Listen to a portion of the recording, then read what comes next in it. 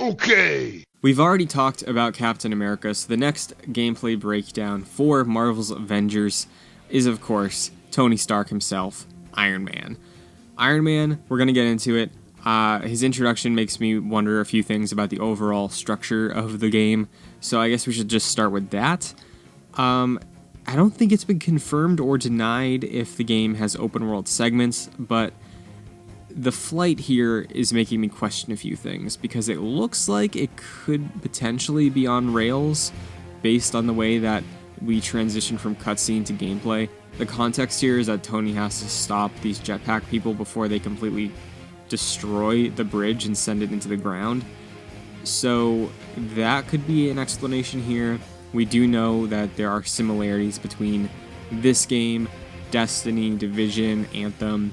So I'm curious if this means we have, for argument's sake, let's say a hub base, which would be a helicarrier or Avengers Tower, and then we choose which missions we want to go to.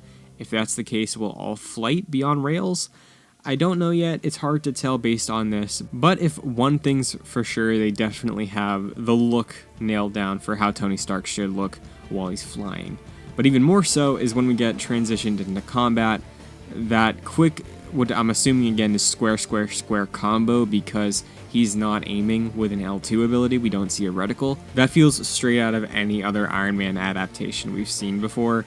The sort of fluidity and transition between his attacks, that just feels inherently Iron Man to me. This absolutely looks like Iron Man fighting, not just some generic dude in an exosuit. Next, we get to see Tony Stark use his R1 ability, which is the iconic beam of light from the arc reactor. What's cool here is that you're not locked into wherever you aim for this R1 ability. You can actually move it for the duration of the attack, for however long it does last. It's weird that he only has one ability slotted in right now. I'll get to that in a second. But next we see him use the L2R2 ability, which Captain America, obviously his is aiming and throwing with the shield. Something unique about Iron Man gameplay though is in the top of the screen, right below the health bar, you see two icons, a circle and some missiles, and we get to swap between those for the situation we're dealing with right now.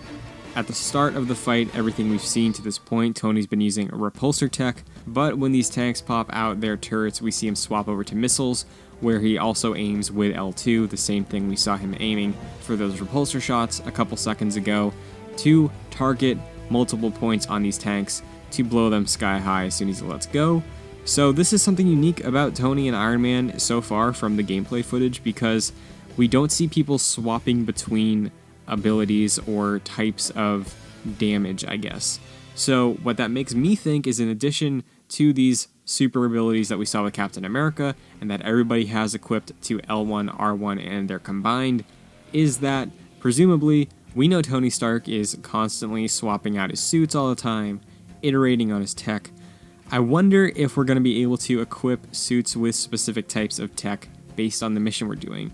So repulsor tech, missile tech, laser tech, elemental stuff maybe. I think it's safe to say that we could potentially be seeing more options as far as his weaponry is concerned for different missions of the campaign. And I did mention that only one of his abilities is slotted in right now in the bottom right. It's his R1 ability.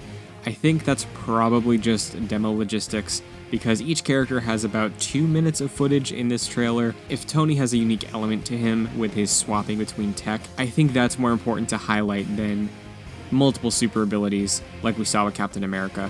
But one thing is for sure with this Iron Man gameplay, they have definitely nailed Iron Man's movement, because I really do think that Iron Man has a specific fluidity to him, a gracefulness while he fights, that a lot of mech or tank-based characters or exosuit characters don't really have.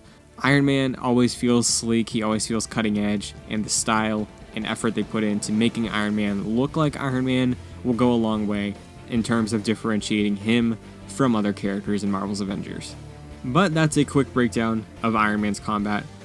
So far, we've done this for Captain America, now we've done Iron Man.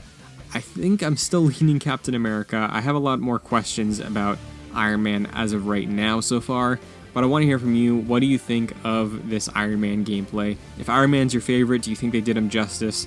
I'm curious to know, because everybody seems to have varying opinions on the Avengers game, and I'd love to have more conversations about it. Feel free to let me know what you think down below.